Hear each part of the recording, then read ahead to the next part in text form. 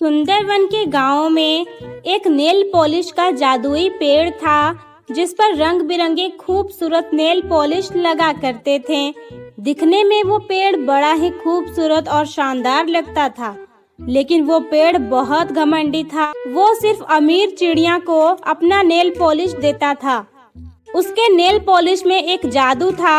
अगर उसका nail polish कोई बदसूरत चिड़िया भी लगा ले तो वो बड़ी ही खूबसूरत हो जाती थी। इसी बात का उसे घमंड था। अगर उसके पास कोई गरीब चिड़िया नेल पॉलिश मांगने के लिए आती तो वो उससे धिक्कार कर वहां से भगा देता था। उसके पास एक जादुई दीवार भी थी।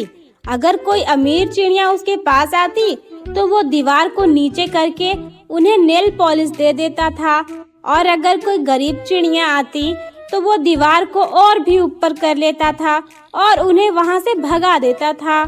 एक दिन की बात है, उसी गांव में रहने वाली टुनटुनी चिड़िया, जो बड़ी ही बदसूरत और गरीब थी, वो उस पेड़ के पास जाती है और कहती है, अरे ओ जादुई नेल पॉलिश के पेड़, मैंने सुना है तुम सबकी मदद करते हो। मैंने सुना है कि तुम्हारा नेल पॉलिश बहुत जादुई है और जो भी चिड़िया इसे लगाती है वो और भी खूबसूरत हो जाती है। मुझे तुमसे एक मदद चाहिए। मदद? कैसी मदद? मैं तेरी क्या मदद कर सकता हूँ? तुम तो मुझे देख ही रहे हो, मैं एक बदसूरत चिड़िया हूँ, इसीलिए मेरी शादी भी नहीं हो रही है। मेरे माँ बाप इस बात से बहुत परेशान और दुखी रहते हैं। क्या तुम मुझे अपना नेल पॉलिश दे दोगे? बस एक नेल पॉलिश दे दो। अगर उसे लगाने से मैं थोड़ी भी खूबसूरत हो गई तो मेरी शादी हो जाएगी और मेरे माँ बाप की टेंशन खत्म हो जाएगी। लगता है तुझे किसी ने ये नहीं बताया कि मैं सिर्फ अमीर चिड़ियों को ये नेल पॉलिश देता हूँ, गरीब चिड़ियों को नहीं। चल भाग यहाँ से, मैं तेरी कोई मदद नहीं करने वाला। निकल यहाँ से। पता नहीं कहाँ कहाँ से आ जाते हैं मुंह उठा के। ऐसा मत कहो पेड़ भाई, अगर तुमने मेरी मदद नहीं की तो मेरी शादी कभी नहीं होगी। मैं जिंदगी भर कुंवारी ही रह जाऊंगी। बस मुझे एक नेल पॉलिश दे दो। अरे ओ बदसूरत चिड़िया, तुझे सुनाई नहीं देता मैंने क्या कहा? चल भाग यहाँ से, मैं तेरी कोई मदद नहीं करने वाला। मैं तुझे अपना नेल पॉलिश तो छोड़, अपना पेड़ भी नहीं छूने दूंगा। ऐसा कहकर वो जादुई पेड़ अपना दीवार ऊपर कर लेता है। टुनटुनी निराश होकर वहां से आगे जाकर एक दूसरे पेड़ के नीचे बैठ जाती है। तभी उस जादुई पेड़ के पास एक बड़ी सी गाड़ी में सुंदरी कौवी आती है और कहती है, अरे ओ जादुई पेड़, मैं सेठ कालू की पत्नी हूँ, क्या तू मुझे नेल पॉलिश देगा? हाँ हाँ सुंदरी कौवी, क्यों नहीं। मेरे ये नेल पॉलिश तो तुम जैसी अमीर चिड़ियों के लिए ही है। गरीब चिड़ियों को तो मैं अपने पास भी भटकने नहीं देता। वो देखो, वहाँ पर एक गरीब और बदसूरत चिड़िया बैठी है। वो आई थी मेरे पास नेल पॉलिश मांगने, बड़ी भीख मांग रही थी मुझसे, लेकिन मैंने उसे भगा दिया। तुम्हें इसमें से जो भी पसंद हो तुम वो नेल पॉलिश ले सकती हो। सुंदरी कौवी अपनी मनपसंद नेल पॉलिश लेकर वहां से चली जाती है। टुनटुनी ये देखकर बड़ी दुखी हो जाती है और कहती है, ये जादुई पेड़ तो बहुत घमंडी है, इसने मेरी मदद नहीं की। लेकिन ये कौवी तो बहुत अमीर लग रही है, इसके पास तो कई सारे नेल पॉलिश हैं। क्या पता ये मुझे नेल पॉलिश दे दे। अगर ये मुझे एक नेल पॉलिश भी दे देगी तो मेरा भला हो जाएगा। ये सोचकर टुनटुनी सुंदरी कौवी का पीछा करने लगती है। सुंदरी कौवी गाड़ी पर थी, इसलिए वो जल्दी अपने घर पहुंच जाती है। टुनटुनी धीरे धीरे ही सही लेकिन उसके घर तक आ जाती है। तभी वो देखती है कि वो सुंदरी कौवी अपने घर में जाते ही एक बदसूरत और बूढ़ी चिड़िया में बदल गई।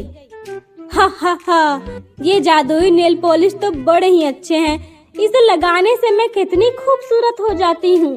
कोई नहीं कह सकता कि मैं एक बूढ़ी और बदसूरत चिड़िया हूँ। अगर इस नेल पॉलिश में इतनी ताकत है तो फिर ये नेल पॉलिश पैदा करने वाले उस पेड़ में कितनी ताकत होगी।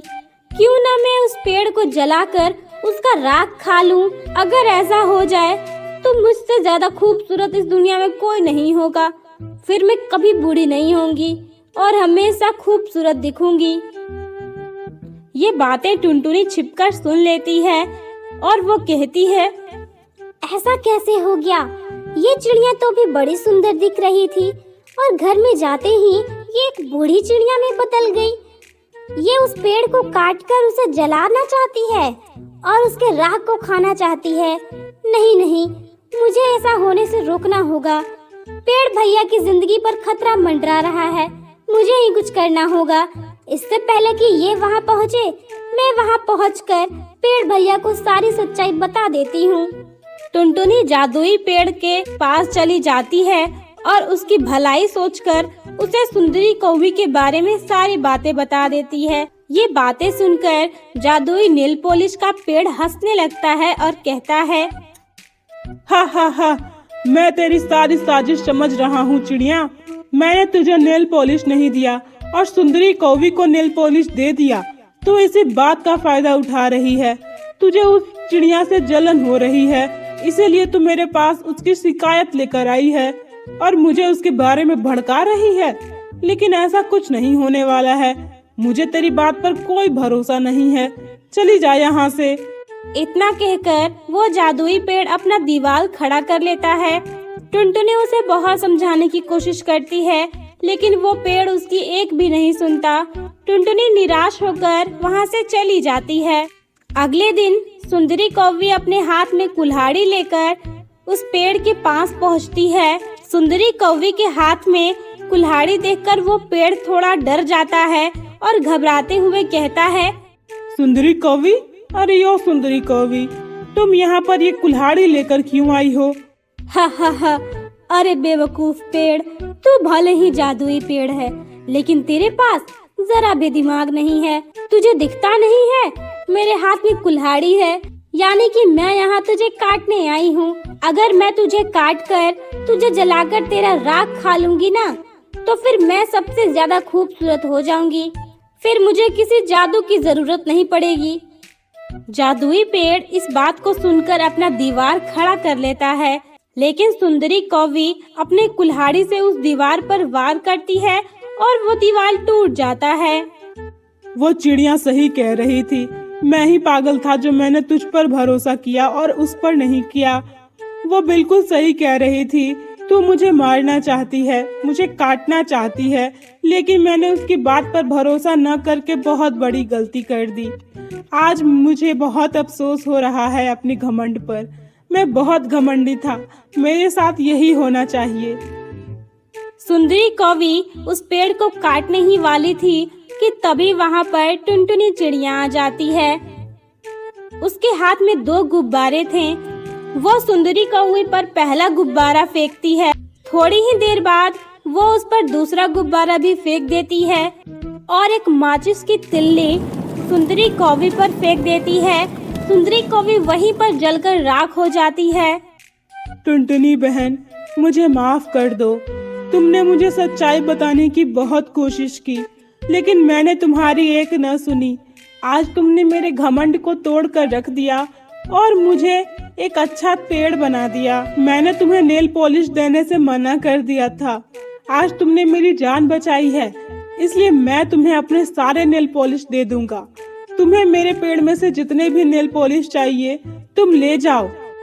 टुनटुनी उससे कहती है, नहीं नहीं पेड़ भाई, मुझे ये सारे नेल पॉलिश नहीं चाहिए। मुझे बस एक नेल पॉलिश दे दो, मेरे लिए उतना ही काफी है। इसके बाद टुनटुनी और उस पेड़ में दोस्ती हो जाती है और वो दोनों खुशी खुशी रहने लगते हैं।